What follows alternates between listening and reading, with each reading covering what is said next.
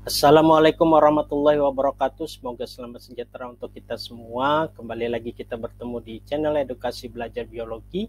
Belajar biologi, kenali diri, raih prestasi, wujudkan budi pekerti. Pada pertemuan kali ini kita akan belajar tentang petunjuk dan mekanisme evolusi. Perhatikan video berikut ini. Apa yang dapat kamu simpulkan setelah melihat video tersebut? Mengapa hal tersebut bisa terjadi? Untuk mengetahui hal tersebut lebih jelas, mari kita belajar bersama-sama.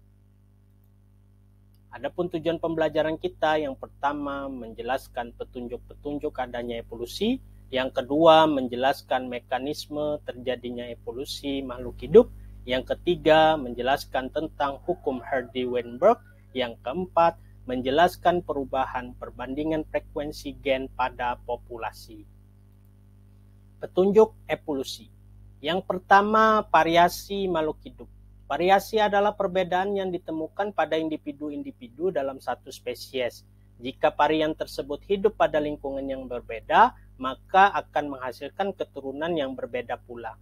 Jadi, adanya variasi merupakan petunjuk adanya evolusi yang menuju ke arah terbentuknya spesies baru. Yang kedua, fosil. Fosil yang ditemukan dalam lapisan bumi dari lapisan tua sampai muda menunjukkan adanya perubahan secara berangsur-angsur. Dengan membandingkan fosil-fosil yang ditemukan di berbagai lapisan bumi, dapat diketahui adanya proses evolusi. Yang ketiga, homologi dan analogi. Homologi adalah organ-organ makhluk hidup yang mempunyai bentuk asal yang sama, kemudian berubah strukturnya sehingga fungsinya berbeda. Misalnya, sayap burung homolog dengan tangan manusia, kaki depan kuda homolog dengan sirip dada ikan paus. Kemudian analogi adalah organ-organ tubuh yang mempunyai fungsi sama, tetapi bentuk asalnya berbeda. Contohnya sayap serangga dengan sayap burung. Yang keempat, embriologi perbandingan. Beberapa kelas vertebrata seperti ikan, reptil, burung, dan mamalia, walaupun tubuh individu dewasanya berbeda jenis satu sama lainnya, namun fase awal dari perkembangan embrionya sangat mirip. Makin mirip, makin dekat kekeluargaannya. Yang kelima, petunjuk secara biokimia. Jauh dekatnya hubungan kekerabatan antara organisme satu dengan lainnya dapat ditunjukkan dengan uji secara biokimia yang disebut uji precipitin. Uji precipitin adalah uji adanya reaksi antara antigen dan antibodi. Banyak sedikitnya endapan yang terbentuk akibat reaksi tersebut dapat digunakan untuk menentukan jauh dekatnya hubungan kekerabatan antara suatu organisme dengan organisme lainnya. Yang keenam, perbandingan fisiologi. Organisme-organisme mempunyai ciri-ciri fisiologi yang sama. Fisiologi yang sama seperti respirasi, ekskresi, dan sebagainya. Meskipun ciri morfologi dan jumlah sel yang membentuk setiap organisme berbeda-beda, terdapat kemiripan-kemiripan dalam fisiologinya. Yang ketujuh, petunjuk adanya alat tubuh yang tersisa. Pada manusia dan beberapa jenis hewan dapat dijumpai berbagai alat tubuh yang tersisa. Alat tubuh manusia yang tersisa antara lain umbai cacing atau appendix dan tulang ekor. Pada burung kiwi, burung yang tidak dapat terbang, terdapat alat tubuh yang tersisa sebagai akibat penyusutan sayap. Berikutnya, mekanisme evolusi. Yang pertama, mutasi. Mutasi merupakan peristiwa yang menyebabkan terjadinya perubahan pada frekuensi gen, sehingga mempengaruhi fenotip dan genotip. Yang kedua, genetic drift. Merupakan perubahan acak pada frekuensi gen pada populasi gen yang disebabkan oleh kematian migrasi ataupun isolasi. Genetic drift dapat disebabkan oleh dua kondisi. Yang pertama, the bottleneck effect, merupakan bencana alam seperti kebakaran, gempa bumi, sehingga populasi yang tinggal sangat sedikit. Yang kedua, the founder effect, ketika sejumlah kecil dari organisme berpindah ke suatu tempat lain. Kemudian yang ketiga, aliran gen. terjadi ketika terjadinya migrasi dan kawin pada individu di antara populasi-populasi. Aliran gen ini sangat bergantung pada jumlah individu yang datang dan seberapa banyak perbedaan genetik individu-individu yang datang bergabung. Yang keempat, rekombinasi seksual. Adanya kemampuan reproduksi secara seksual pada setiap individu akan menghasilkan keturunan yang dapat berbeda dengan induknya. Hal ini dipengaruhi oleh penggabungan kromosom yang terjadi secara acak antara dua sel gamet pada tahap meiosis, sehingga memberi peluang dihasilkannya keturunan yang viabilitasnya tinggi dan berpengaruh terhadap evolusi populasi. Yang kelima, seleksi alam dan adaptasi. Suatu adaptasi pada individu akan selalu diikuti oleh proses seleksi alam. Individu yang adaptif cenderung dapat lolos dari seleksi alam dengan perubahan sifat tertentu, sehingga dapat bertahap hidup dan mewariskan sifat tersebut pada keturunannya. Kemudian, hukum Hardy-Weinberg.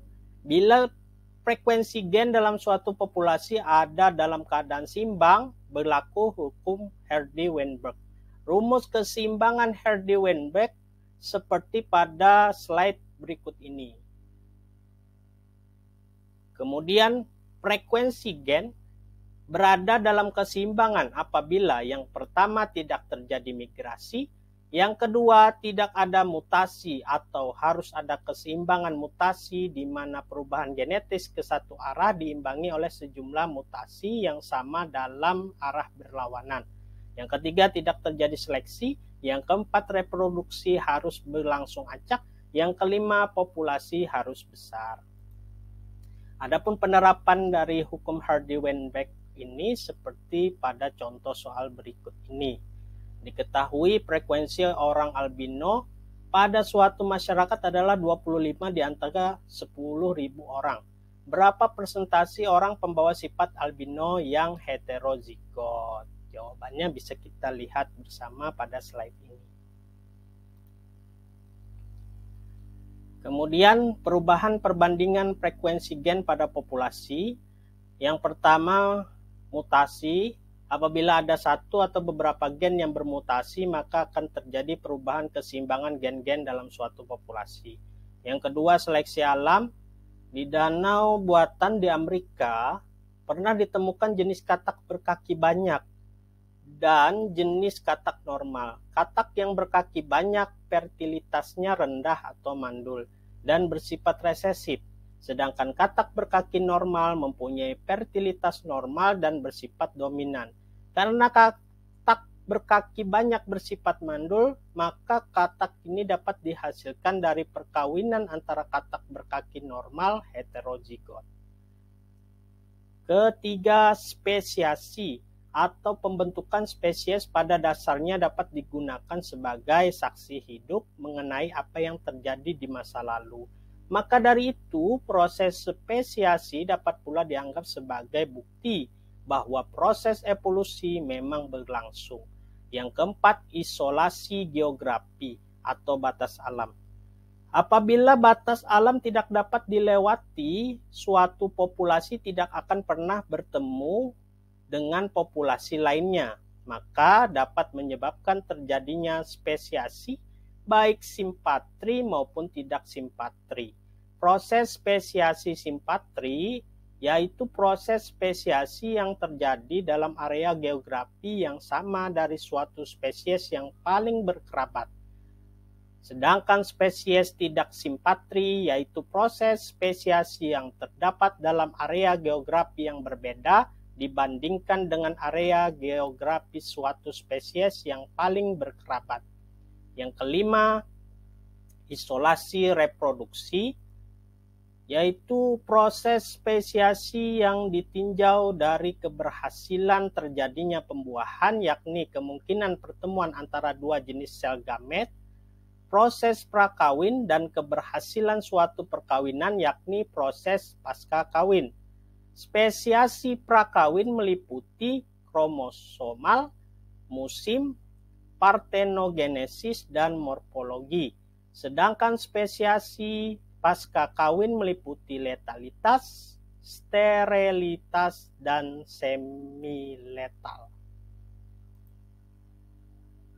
Oke, cukup sekian pembelajaran kita pada pertemuan kali ini. Jangan lupa subscribe, like, comment, and share, dan aktifkan loncengnya agar kalian tidak ketinggalan video pembelajaran selanjutnya. Terima kasih. Salah hilap saya mohon maaf. Wassalamualaikum warahmatullahi wabarakatuh. Salam biologi.